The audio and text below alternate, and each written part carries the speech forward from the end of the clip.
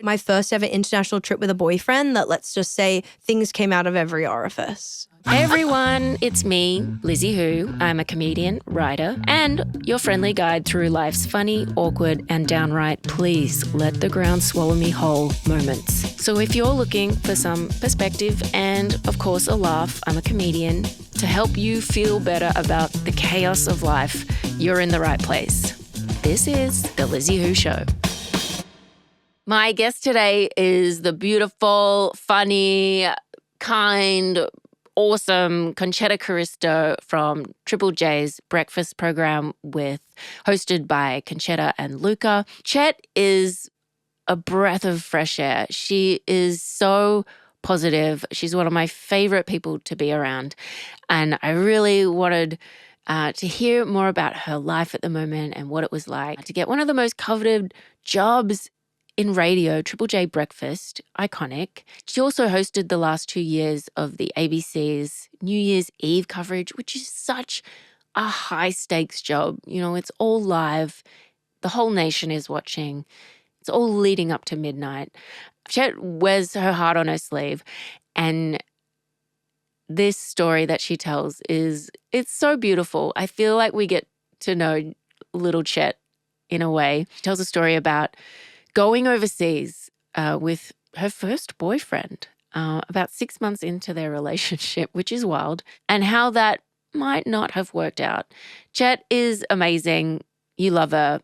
Find her online. She's one of the best out there. Concetta Caristo, welcome to the Lizzy Hoo Show. Oh, Lizzy, it's so nice to be here. It's so nice to see you. It's real. I've said it 100 times. You look beautiful. You look beautiful. And I guess because I haven't seen you face to face in so long, it's really nice to be close to you. It is. It is. We're holding hands right now. You, of course, work on the Triple J Brekkie Show with Concetta and Luca. Hell yeah. We love Luca. How is that?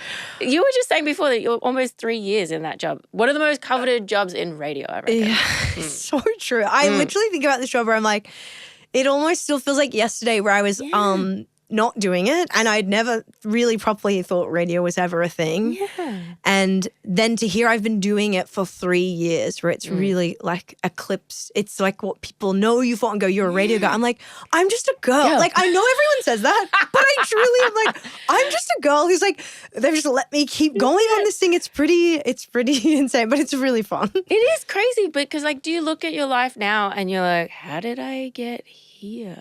Yeah. Like, what were the steps that got me here? It's so weird. Totally, absolutely.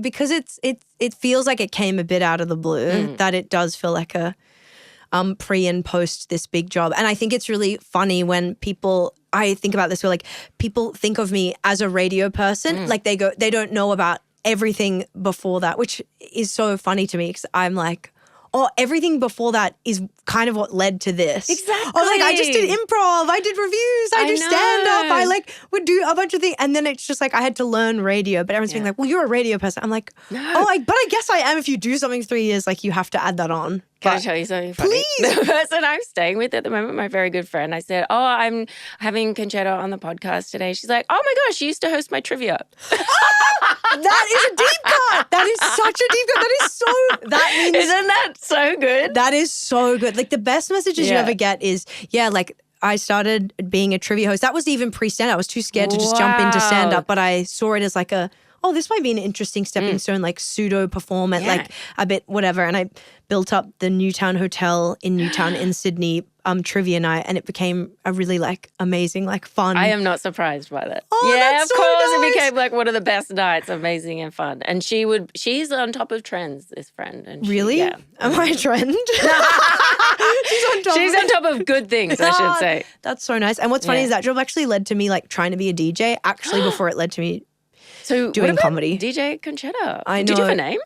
Yeah, that's where Concetta Worldwide, my Instagram handle, came from. It literally was. I know, it's so dumb because I thought, which maybe a lot of people think, where I was like saying Concetta Worldwide tours nationally, I thought was funny. Yes. But I feel like that's really a dead joke. But anyways, that's so nice that someone would remember me from trivia, or if you get a message being like, I saw you at the Manly Boat Shed in 2013 and I loved it. You're like, oh, that's so nice. I saw you at the Manly Boat Shed, which used to be this gig. I don't think it runs anymore. No. It was like this really long-term gig. Yes. in Sydney, and you'd go there on a Monday night. Yeah, I can't actually perform to like 10 people. Totally, and it was very nautical themed. The room. Very nautical. Yeah, we're in Manly. Yeah, you catch the boat there. Yeah. It was a beautiful time. But I remember you before radio. Really? Because I think we met even pre stand-up. You were working at the old Giant Dwarf bar. Yes! Oh my God, I've lived a life. You have lived a life. Totally, at Giant Dwarf, yes. And then I think I was doing improv very similar times as you. But I always remember watching you do improv and be like, yeah, best in show, that girl. Best in show. See, that's so nice. And I have to say, I forgot you did improv too. I know. How did you Don't tell anyone. No. It is a shameful secret. But how did you find improv actually? Well, I started stand-up. Yep. And then I was so shy on stage that I really enjoyed the writing process of stand-up, but I was like, oh, this stage thing is really killing me. So I was like, how am I going to get good at this? So I did improv level 1. That's so cool. And my teacher, this is deep cut, Sydney, was Jane. Jane. Like, Jane what? Yeah.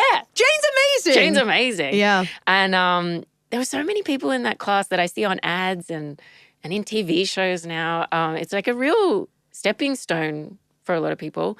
But I tried improv, and honestly, it was more life-changing than I think it was good for my comedy. Obviously good for my comedy, but in my day-to-day life, it was so profound. Are you serious? I am serious. I mean, actually, I say that not actually being shocked because when you do something like an improv class, for anyone who doesn't know, it's like you definitely get people who like want to do art stuff and they want to perform and, people who literally see improv as a stepping stone to performance acting like that.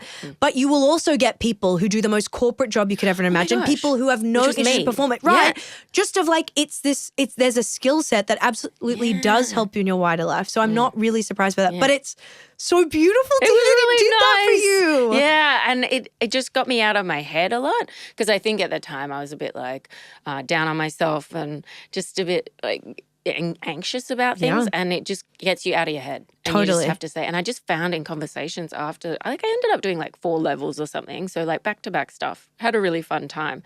But I just noticed afterwards, I was like, oh, I'm not thinking about what I'm saying anymore. This is really nice. That's really beautiful. I recommend it to anyone and everyone. I don't care if you're a performer or not. If you just want to try a hobby or try something. Also, wouldn't you say it's just a great way to meet people? You don't have to be best friends for your whole life. Maybe you'll find one, maybe you won't. But it's like, as usual, anything that puts you in a space where you get to interact with people you wouldn't normally and is a skill that's truly just about like getting out of your own way, having a bit of fun. Like if you can do that, I think that's I'm so happy. I'm so bad at it now, though. Me too. I don't really do it out of practice because it is a skill. It is a skill. You have to be really fast. And actually, one of my friends was telling me, who works at a really big corporate office, that one of her colleagues also did a course, an improv course, and thought, I'm gonna do this for a work skills day. And she got an improviser to come and teach her office improv or her team. Yeah. And she said it was the worst day of her life. Wait, what? Oh, okay, spill the tea. She just hated it. She was like, she's like, and then she made us do improv and we were playing these silly games. And I'm like, honey, improv is silly games. It is at silly the end games. Of the day. But I feel like, there's people like us that are like, try new things. Yes. Yeah. Like, challenge yourself. And then there's people like, don't come near me. I don't want to talk. Totally. I love being in my head. I want to still talk about radio a bit. Please, of course. Is this like, do you think you'll stay in radio? Do you feel like, is this like your big question that you have? Wow, that's a great question, Lizzy. I do wonder because honestly, I'm like, such a skill set. I guess it is a skill set. There's days where I'm like, am I good enough at this that like if I finish at Triple J, I don't know if anyone would want me or see something like that. Concetta. No, really, I think that. I'm like, I have no idea. They're becoming. Oh, God. They'll be calling. That's so nice. Yes. But there's other parts of me of like when I thought about my dreams and stuff, there's definitely things in there that aren't radio. It's like acting, it's doing stand-up, it's doing lots of different things, hosting and the classic. So I do think like maybe it's doing other things, but definitely like, I don't know, if radio kept presenting itself to me, then I guess I would follow that path. It's such a cool job. Yeah. I've only done it twice. Yes. Really? How did you find it? I loved it. Yeah. I was like, oh, this surprises me that this is so fun. It should be fun. It's really fun. I do this job to try and have fun. Yeah. And that's not to say there's not like, I'm not stressed. I'm not not sleeping. I'm not like, you know, you would get it of being in this job of like the best part is when you're making it look easy. And sometimes it really is. But of course there's like all the stress that goes behind it, the anxiety, that But at the end of the day, if you can just like find that fun and really remember like, then that's what people want. And you want to, then I'm like, of course I'd want to do work that's like that. And you're right, radio should and can be and is that. Who are the best interviews you've had? What are the best interviews you've had? Do you mean like names? Names, experiences. Doesn't have to be like a big name. Yeah. Just like some of the best times you've had in this job. Wow. There are so many that I'm racking my brain.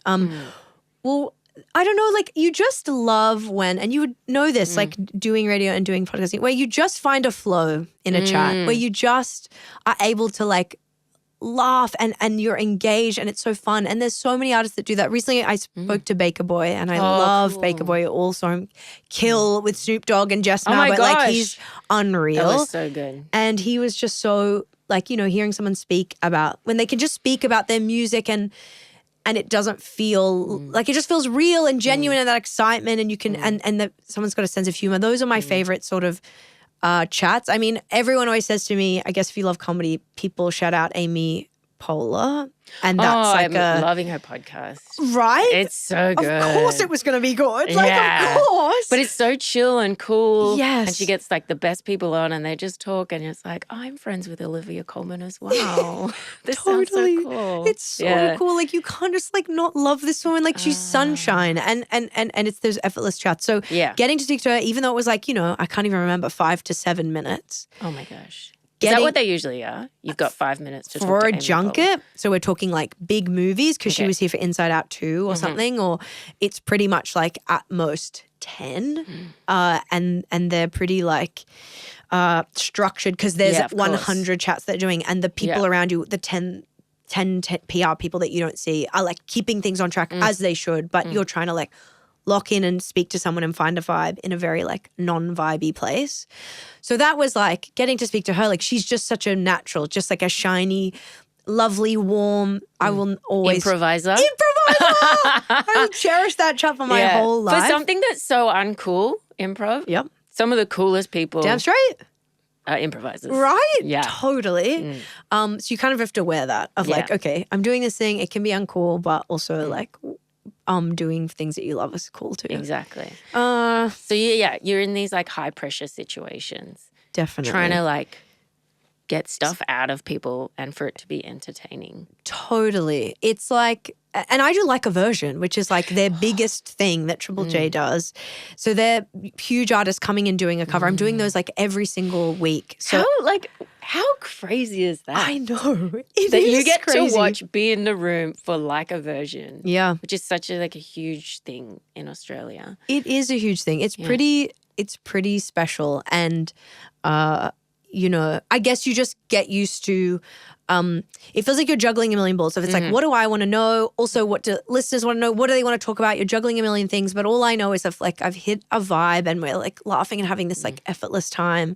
Whenever that can happen, it's the best. I love talking to people, but I like to, you know, speak about the music, but I also love to speak about dumb shit that connects us all of like, okay, well, what did you eat? What snack do you love? What do you hate? What's this little pet peeve? Like when we can hit that stuff, I just love it. Yeah, that's awesome. And I feel like you would bring that out in people too, because musicians are really serious people. They are. And something I realized is like, I don't really get— what do I think? I'm like, because you're a musician, your whole thing is that you make the best music that we get to enjoy. That is such a specific skill that I go, if you're not the best person to interview, if you are like, no, I go all good. Like, because that to me is like an extra luxury. Like, do you know what I'm saying? Whereas totally. like, I'm like, you can't be good at everything. Totally. And it's okay. And if you're not coming in with any bad intentions, then like, you know, I guess that's part of the job of you learn to like move through it. And they really have to like, some people get training to know how to, and I assume it would be such an overwhelming and crazy experience to have to speak about the thing.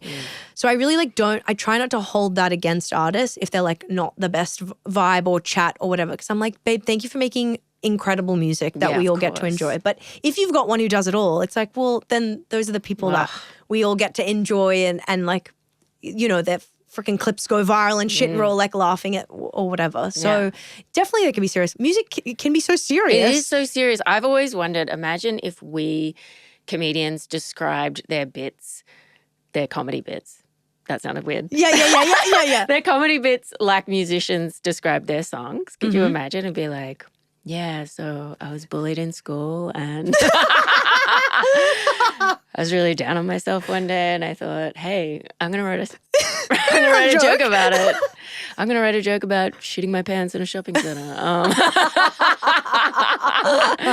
I just always think they're so different. They're such a different ends of the artist spectrum. I feel like comedians and magicians were down the bottom. Yeah. But also, don't you feel like people still, and maybe because I'm more in the music world now at Triple J, people are surprised sometimes about comedians that they can be serious and they can be sad. Like, don't I think you? We're more serious than people. We're so serious and sometimes not fun at all. No. Like if you see us in a green room, often it's just blanks. Mm-hmm. No eye contact. Fully. I really think about that of like, I forget because you definitely get like naturally extroverted people but then there's also that classic trope of like comedians are sad or whatever. I remember I did a gig and I came off stage and it was like a bunch of like real cutie audience members who were like talking and offered to buy me a wine. I like sat with these strangers and we were all like talking and one of the girls was like, I've slept with a few comedians. Like, usually, you know, I go to gigs and like they're really funny. And she's like, but when I take them to the bedroom, they just like end up crying, like being really sad. I'm like, what happened to the vibe? And I was like, that is so funny. And that might be a reality of. It is. We're really sad. Someone can be we look really happy. That's the job. It is. The last thing I want to talk to you about before we get into your situation is your New Year's gig. Oh my God. What a gig. What the hell? Yeah. Because I watch it. Really? Yeah. No way. I'm in my 40s. Oh my I'm God, at home on New Year's. I ain't going out. It's a great broadcast. It's so good. Yeah. And you've got my favorites, you, Zan, Charlie, all together doing New Year's Eve coverage with some of the best bands and singers. It was just amazing. Casey Donovan Oh this my year, God. I was like tingles. Yeah. Like the word undeniable like sort of so good attaches to Casey. I got the tingles now. That's so cool. She is unreal. She is unreal. And that's where you just go, you just want to watch. You just, and to watch someone be so good and just do their thing with such joy, like you've absolutely nailed it. Like that is what she does. And like I've seen her in some musical. It's like, God, girl. Like unbelievable. Really, really cool. But tell me about that job though. Like it must be pretty full on because it's live. Yeah. It's like proper live TV coverage. Is that terrifying? Absolutely. Because it's the biggest night of the year. It's like a night that like the whole world is like, we're all thinking about midnight. Yes. It's so funny. It's like, it really also put radio, which became the scariest thing, into perspective of like, you're doing a live show and you need to like hit the time that you're finishing at around 9. To make it midnight that's going to the entire country. Like that's the hugest deadline that you need to hit. You know, like think about being on stage and like you've got 7 minutes, like don't go over that. This is like, well, the fireworks are going off. Like you have to hit the time. 10, 9, 8, 7, 6, 5, 4, 3, 2, 1. We got it. Oh my gosh. Yeah, so True. it's huge. I never thought about like the deadline of it. There's a full-on deadline that involves hundreds of people. We're talking the pyrotechnics over here. And there's like, it's the biggest. It's on the harbour. It's on the Sydney harbour outside the Opera House. Yep. You're outside the Opera House. Yeah. Okay. When so I was watching, I was like, who is in the crowd? Who are they? Oh, we're like, are these Opera House people? Are these ABC people? What is? Great question. Yeah. Well, I'm pretty sure they do a ballot for those tickets. Okay. So I think it's like everyone gets to enter. It's like open to the public. And then it must be, I don't even know, like ballot, what you like pull numbers and then you get. But I definitely got some comps like of people, loved ones being able, a few people to come. So I'm sure there's some people like that of the people performing and of the hosts or whatever. But I think generally it's kind of to everyone, which is nice that you get, cool. They give people the chance to have that like experience. But absolutely, it's the biggest thing. I can't really believe it ever happened, but you need to know that like Zan and Charlie are like mommy and daddy. Like they're the ones like really handling the big responsibility. They're doing the real heavy lifting and they've been doing it for so long and they're so good that it's a really nice way to come in. I felt very like cocooned by a really great team and by them who like would give me space, let me try and pick up things. So I'll be so grateful for getting to do that in my life once, let alone twice. Like it's unreal. And it really then meant that, yeah, I guess it puts everything else into perspective. But yes, live TV, it's insane. Like you've got people in your ear making you're on camera. There's a million things. You don't want to let anyone down. But I don't know. I just like try to keep the vibes and just do my best. And you do such a great job. Oh, thank you. Really great job. And the dresses. Oh, do you get to choose them? Yes. Yes. Oh God, yeah, that is fun. I loved both dresses that I got to wear. Incredible. Can you say if you're on it this year? I'm not. Oh, okay. I'm actually not. I mean, I think I can say that, but I think it's just going to be Charlie and Zan. So. Oh no. I know. Maybe I've got bumps, but I'm like to do two at all. I'm like, it but just honestly, so good. It is so good. Yeah, because this year too. Well.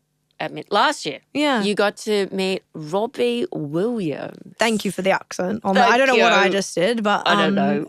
Yeah, that. How good. I love Robbie and he's so sexy. He's still so sexy. He's still so sexy. Like, what do you mean? Like that charisma? It's undeniable. Charm. And that was me like, you know, getting to do that was so cool. And I really was ready to like not really meet him. I'm like, you're a huge star. Like, I'm sure. This is like A-list. That's right. I was like, I'm just going to be on stage with you. Like, I don't need to interact with you. Like, whatever. You're this big star. And then like, he was so friendly and like, you know, is a normal person and was like so happy to share this moment. And then after the broadcast, like I just was like, you're never going to get another shot. And I just seen his movie, Better Man, which like had really me good. Weeping. It's really good. So good. Like it makes me so sad it flopped in the States. It makes me so sad. Did it flop in the States? Yes. No one gives I can swear, English right? Fuck about him. No one cares about him in the US. And that's like plagued him his whole career. But we care. Like people care. We love him. It's a great movie. Anyway, so I was like, I just beelined for him, pushed through the anxiety, the fear, and I just went, I watched your movie. It was amazing. Like, thank you so much. And he was so sweet. And then I got a photo and I don't know. It's just like, I feel so lucky. It's so bananas. It is bananas. But I love that you're like cherishing it. Yeah, for sure. Yeah, you can't let that stuff go over your head. No, definitely. So good. All right. Let's get into your situation, which is a shitty situation that people find themselves in. So if you could give me like a one-line synopsis at the top and then we'll get into it. I went on my first ever international trip with a boyfriend that, let's just say, things came out of every orifice. Beautiful. Oh my gosh. Okay. How old are you at this point? Whoa. Okay. It is maybe 2015 or 16. So I would be early 20s. Early 20s? Yeah. Okay. And you're with, is this your first serious boy? Oh my God, this boy was my high school, like in school kind of crush. Because I grew up Walgan, very strict no boys policy by my dad. The only interaction I had, you know, and it was kind of all girls, my schooling after year 4, I would go to tennis camps because that was the one school that was the one sport I played at school. Okay. And on the holidays I was allowed to go to tennis camp, which was like boys and girls like playing tennis. Oh my God. So I fell in love. I had a crush. Yeah, I was in Catholic school and like any chance you got to see a boy, I was like, oh my God, there's a boy. It's so embarrassing, but it is the truth. And still the same now. Still the same now. I'm like, boys, what? Boys. So this was a boy that he was like, I guess like a pseudo boyfriend. Like we couldn't really spend time together outside of like a week. But there's something there. There was something there and we would keep in touch on Messenger. And I loved Messenger. Messenger? Wait, yeah. Wait, what? MSN Messenger? No. I think actually. No, 2015 wasn't like, it would have been Facebook. Maybe it was Facebook or I'm not even remembering what we used because I don't think I ever had an MSN. I never had it. Oh yeah, I'm too old. Sorry. Maybe email or something. Email. Maybe we Hotmail. Love letters over email. That's cute. Some sort of messaging app. And so we would just keep in touch over that kind of thing. And then eventually we kept in touch like after my like 18th or 19th and I was single. Actually in my early 20s, I mean, we became friends again and then it sort of fell into, I thought it was the classic like, you know, it's that past love and your friendship develops into a relationship. So I would say he was not I guess he was one of my maybe fuck, was he my first boyfriend? Maybe. Yeah. So First proper one. yeah, maybe first proper one. Yeah, because you're going overseas. Yeah, so him? he was very like more worldly than I was. Okay. I hadn't really thought about traveling very much. I'd only ever been on trips with my family. So like instead of going to schoolies, I'm going to Disneyland with my family. Oh, you did that? Yeah. Mate, which Disneyland? I think the what's that first one? Like not the huge one, not like Disney World. In There's like America? Sorry, the American one. Is that right? I feel like that's Disney the World first and Disneyland. I'm I feel like a bit Disneyland was confused about the first Disney and then World. Disney World and then it goes international. Okay. But can someone not fact check this? Yes. Or just like Yeah. don't get mad at me. You're in a Disney universe of some sort, But in America. Yeah, but it was Oh, like what I a couldn't cool- really travel by myself vibes. Yes. So it was just like I went on a family trip and wasn't allowed to do schoolies. That's too party naughty. So it was like it's like let's do a family approved trip. But I'm not complaining. I went to fucking Disneyland. That's awesome. I did the party and And oh look, it was a party. yeah. I did the whole classic Gold Coast thing. Oh my god. I know. Stop. We had a VHS camera.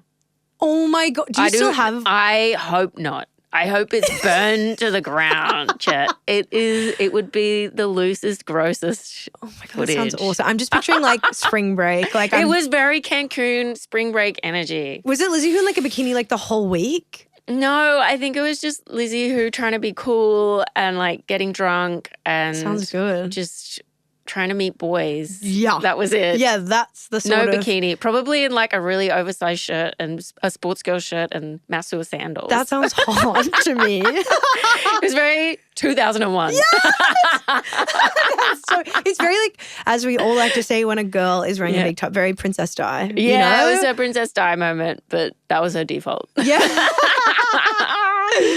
Oh, wow. God. So then I was like, I had never really traveled, and this boyfriend at the time was like, he was like, let's go on a trip, and and you know what happened because he's like, I'll handle it all, and it's like, thank you. Whoa, Do you know he's what a travel agent boyfriend. Totally. He was just like, because he you know, people who love to like research and do the thing. I just that wasn't in my life or my I gravitate vocab. towards those people. Yes. Some people have said to me, why do you think we're friends? And I'm like, oh yeah, because you organize everything.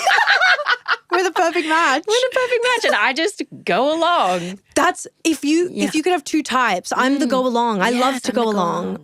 Some people suit that. I'm not admin minded. No. I love the other side. I literally I think that's amazing. Yeah, I know. But I guess we'll never travel together yeah, unless someone we'll else never is go anywhere. We'll stay. We'll just be here. I like it. Yes.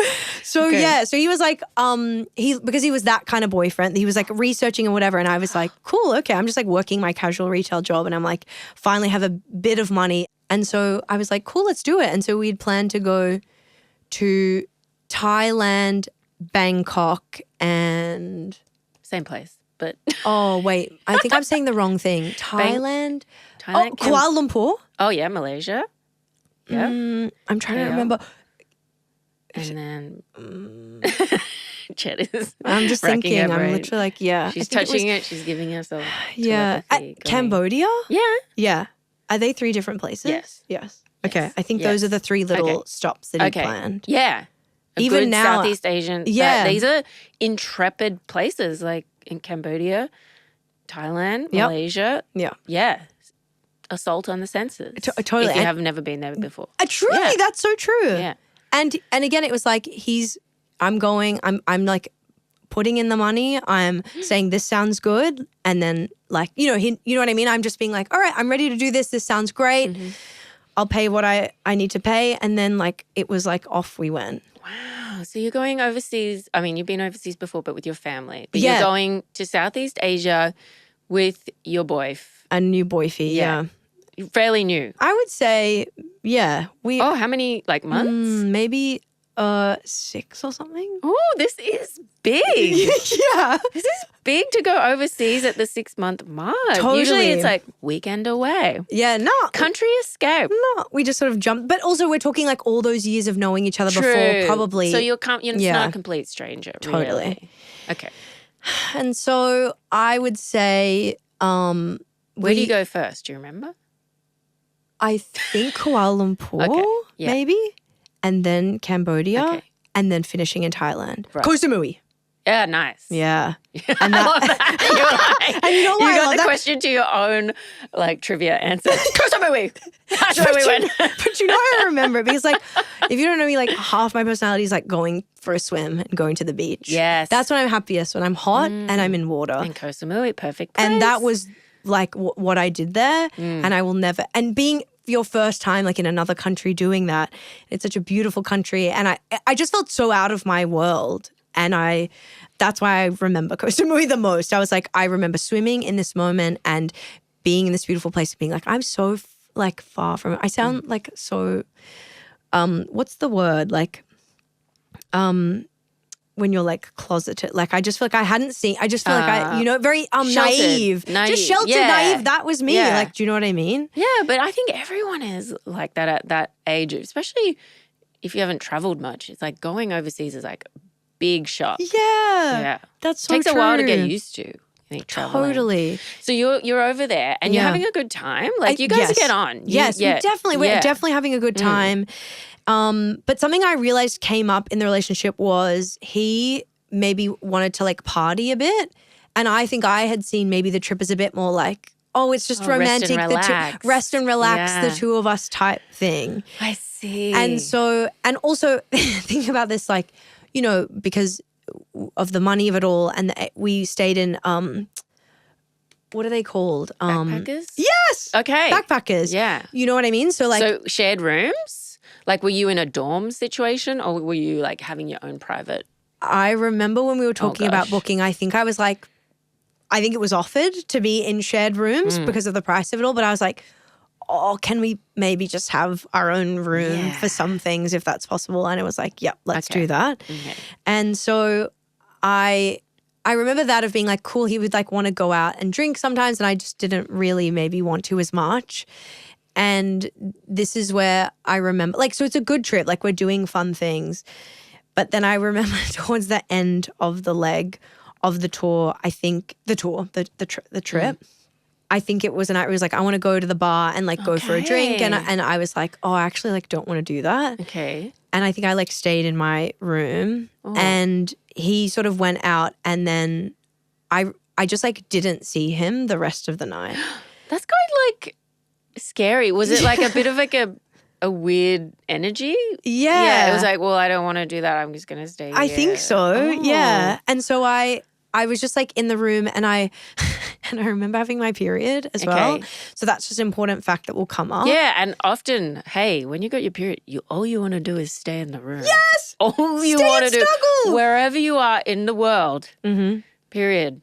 I'm going to stay in my room. I'm going to watch something I can cry to. That's right. And I'm going to be and eat. Yeah, that's all I want to do. Fetal position. That's right. Yeah. You don't want to party? I didn't want to party. I'm sorry, I can Lizzy. imagine it was probably like was it like a full moon party or something? Oh my God, it probably could have been. But it was just like and you don't want to stop your party, like go do that fun thing. But what I remember is I think the next morning we had like an early car booked to take us like across the border to, maybe this is actually pre-Cambodia or something, but like, we're going to the next place. Okay. We're going to the next country in the morning at like early, like 4 or 5 in the morning. This is how it works. It's a long drive. Wow. And we're in the private like room at the Backpackers and I remember, I'm in the room sort of tossing and turning, being like, where is he? Like, it's like, and you're young, like you're not in that mature place of like communicating. You just go, okay, fine. Like he's gone and I'm just like here. I remember hearing the door, like, when someone's coming in drunk and it like just bangs open. And because you're half asleep too. Yeah. Because when you're waiting for a partner to come home who's gone out, you are like, you're not in your REM state. That's right. That's so true. You're in a stress state. You're a stress state because you're like, where is he? Yeah. He better be home soon. Totally. He told me he was going to be home at midnight. Yes. Yes. I think there was like a slight maybe agreement of maybe a curfew or something and it maybe had blown past that. And then I remember him coming in and sort of going straight to the bathroom and then locking the door. And I think what I just heard was like violent vomiting. Oh, God. And trying to get into the room being like, are you okay? And communicate. And I think it was just like so far gone of like being drunk that like that wasn't really happening. And also the period of it all, I needed to like sort that out. In the bathroom. I needed to be in the bathroom, couldn't. Oh, God. So I had to like go down to like the pool in the night and go use like the toilet outside the pool. Oh, so he's like passed out in there. I think so. Oh, gosh. And I felt so bad around like this sucks. Like that would suck so much. And I was worried or whatever. And then eventually he came out. I'm talking maybe like an hour or so later. And I think I remember like the toilet had been like pulled off the wall. Like it just was like all good. And then he like collapsed next to me. And I remember he was being like, I'll be all good for tomorrow. And 4 a.m. pickup. Yeah, I'm talking It's like hours away. Yeah, that's right. And I was like, oh, and you know, I'm livid, I'm cranky, but I'm in scared. those situations, you're like livid, but also sympathetic. Of course, I love this person. I'm like, because I live here, I'm like, what the hell? Like, no. And so then we get up and we make it downstairs into the car. I can't believe you make it. I know we make it. He's like, he looks terrible. He looks so white. He looks so white. And then for this long hour or so, 2-hour drive, and he said to me, he's like, I can't vomit in this car or we don't have any other way of getting to the next spot. Everything locks onto the next time. You can't vomit in the car. But he did. And the way he did it was without the driver knowing. I'm so sorry, it's like TMI but whatever. It's like he had a plastic bag and he would like vomit in his mouth and then like release it into the bag. Like a bird. A mummy bird feeding a baby bird. That's right. Like, and that was just to not alert the driver, to not like, and I remember Lizzy being so mad. I just looked out the right back window and couldn't look at him. Like, I just had to like focus on and he had to like sort himself. And I guess he did. And so we made it to the border.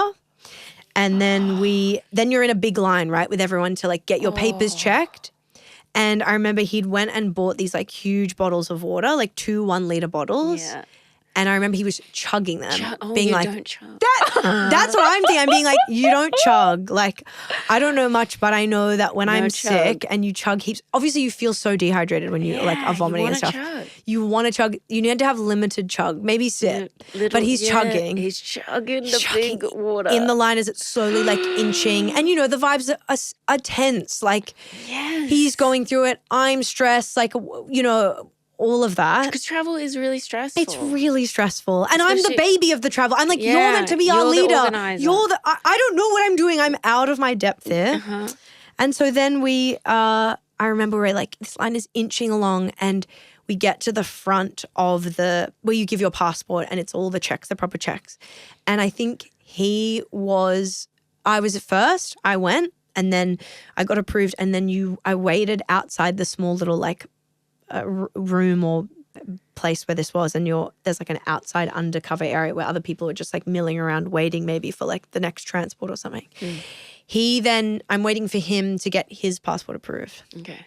And he does, and he takes one step out of the room where he's just had his passport checked and he projectile vomits, I would say like 1.5 meters. Just like it's like he'd gotten outside and then could let it and there's all these people around. I just felt like it went slow motion and everyone sort of obviously pulled focus. And I remember again like dying inside being like, oh my, you know that feeling when you get when someone like publicly vomits. You can't help it, but it's like yucky. It's and so projectile yucky. is so like dramatic. And drinking after the chugging. It was all that water, darling. Yeah. Just sort of from that bottle straight out. And I just remember like, oh my God, it was just like my body like went out of itself. And then anyways, then it was on to the next line and not on to the next place. And I just remember I'll never forget being in that moment of being like, oh my God. Because I feel for both of you. Yes, I feel like I've been both people in these situations. Totally. And traveling and then I remember chugging a Gatorade once and having the same thing, but my projectile vomit was blue. That's awesome. Blue is kind of fun. Blue is fun. It takes away maybe the vomitiness of it. Like when it's not that greeny, yucky sort of biley come up, blue's a bit like fun. But doing like a passport check in a Southeast Asian country is kind of a stressful situation. There's people like with big guns everywhere and you don't know if you're going to get in. So true. They're checking your bags. They're just like you don't know if your bags are going to get picked up by someone. Like I've done passport checks where people just take your bags for you and then they make you pay for that service and you're like, I didn't want to. I was just going to wear it. Like it's a stressful situation. Absolutely. And then and I feel for him, like imagine being in that and feeling that. One of the worst feelings in the world is nausea. It's maybe the worst for me. I hate nausea so much. Yeah. Like obviously everyone does, but there's different levels of like avoiding it and I really try to avoid it. Yeah. And I just think about having to be nauseous, having that feeling of it. It's like the most isolating feeling in the world. You're like, I'm going to die. Like nausea is like. Nothing else matters. And you're in that high pressure. And I just feel, so it's like, it was that release for him of as soon as he was free, it could come. He just went for it. So it was, it was just it was just a crazy time, a crazy travel experience. So he vomited. And then what did you do? There's two options. I think I pretended. You comfort or you walk away. I think I pretended not to know him. What? A bit. I think I just was a little like, get my distance. Who is that? What a guy. I joined another family and I finished my trip with them. No, but like, I think there was that moment and then eventually I think I did comfort it. I think it was like the publicness of it all. I just felt a bit like, and then we went away and then we could talk about it. And honestly, now that I remember, and it's a lot of remembering in this story, but then I think because we ended with Koh Samui, like things became all good. We had a nice time. I told you, it's that me and the beach. It's romantic or whatever, but there was that tense sort of moment and that just like very extreme funny projectile where everything went slow motion on that most stressful day of like transitioning countries and doing all the stressful stuff. So things are sort of, I guess, good in the end. Did you go out? After that, did you like, well, I'm going to go out with you next time because you can't control yourself? I actually think that the Koh Samui like became that intimate, like romantic trip that I had hoped for because it was like we weren't in a backpackers anymore. We had like a nice little place and so we just like swam. It was just like a different vibe. It wasn't the party vibe of the first two. So I think I didn't have to cross that bridge at all. Okay, that's good. Which is really good. So you finished the holiday in Samui. You're friends still. Yeah. You're still girlfriend, boyfriend. Yeah. And then did it? I don't think it was like an immediate like we are breaking up. But I think at things like that when you're young, you're just sort of learning. I'm like, is this the person for me? You're learning about life. Like the other things are happening. And it was so hard because this is a relationship where, especially when you're young, and you're wondering like, will anyone love me? What is love? Like that, a friendship from it to come from friendship feels so like, well, no one else, this guy has known me for ages in my whole life. Like, surely no one else is going to love me more than this person. Surely this is the height of it. Like there's a lot of that in your youth maybe especially first boyfriend vibes. You're like, wow, this is it. Totally. So I think I would have grappled with that and someone who'd just been a friend and all those different things, but also that other little voice that you listen to that's like, maybe this isn't the right fit. Maybe there's things that I want to. And so it eventually ended up being one of those kind of breakups. But I just feel like maybe I don't think I've traveled with many partners other than like Ben, who's my partner, 6 years. We went on a trip and even that came years into it. Like, so this, when I think back to like 20-year-old Concetta, like to do that trip, it's pretty wild. It's so wild. 20-year-old Concetta going on an overseas intrepid holiday with your first boyfriend. It's a lot. It's a lot. Yeah, but totally. I guess you find out pretty quickly. Definitely. Whether you're good for each other or not. That's right. Yeah. So would you recommend that or would you just recommend a weekend away? Maybe we just do a weekend away. Weekend away. Now that I know about weekends away, that might be that might be something worth doing. Or maybe if you're like less sheltered than I was. Like maybe you handle, and also I reckon it's like the different types of people. If you're both party people, I think then that really works. That was a big thing, I think, that you found out about each other. Yes. It was like he wanted to go party and you were like, no, I'm just going to be in the room. That's right. I'm just in the room. Yeah, if I can find an in the room person, maybe that was the better fit of the time. Yeah. Oh. But it was still like, I guess now with hindsight, I like look back at it fondly. Yeah. I wonder if he does. Yeah, I wonder if he does. I wonder what his situation story is. Yeah, totally. Yeah. Yeah. So that's that crazy trip. That I gotta is go wild. back. I haven't. Yeah, you've got to go back. You've got to create new memories of Koh Samui. Definitely. Yeah. I've got more traveling to do, definitely. I feel like I really haven't traveled with breakfast the 3 years at all. Because it's such a big job.